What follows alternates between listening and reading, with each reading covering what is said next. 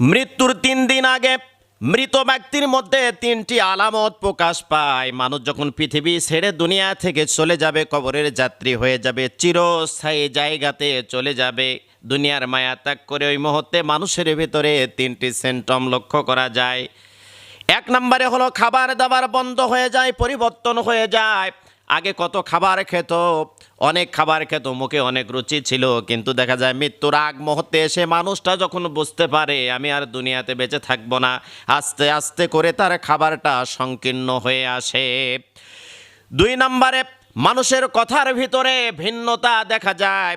আগে জুড়ে কথা বলতো, দাপট দিয়ে কথা বলতো, অহংকার দিয়ে কথা বলতো, অহংকারের সাথে কথা বলতো, কিন্তু মানুষটা দেখছে দুনিয়ার মায়া ত্যাগ করে চলে যাব, মানুষের কথার ভয়েসটা আস্তে আস্তে নর্মাল হতে শুরু করে, এমনটা বলতে থাকে।